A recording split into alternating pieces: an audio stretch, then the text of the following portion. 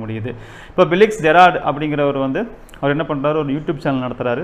அந்த யூடியூப் சேனலில் வந்து ரெகுலராக சோசியல் சம்மந்தமான ஒரு செய்தி சம்மந்தமான நியூஸஸ் வந்து நிறையா தரப்பு மக்களை வந்து இன்டர்வியூ எடுத்து போடுறாரு. அதில் வந்து கடந்த சில தினங்களுக்கு முன்னாடி நம்ம வந்து சவுக்கு சங்கரோட சேர்ந்து ஒரு இன்டர்வியூ எடுத்து போடுறாரு. அதுக்கு முன்னாடி இருவரும் நிறையா வீடியோ வந்து போட்டிருக்கிறாங்க. இன்டர்வியூ வந்து சவுக்கு சங்கரை வந்து ஒரு நேர்காணல் கண்டு வீடியோ வந்து அவங்களுடைய யூடியூப் சேனல்லே வந்திருக்கு.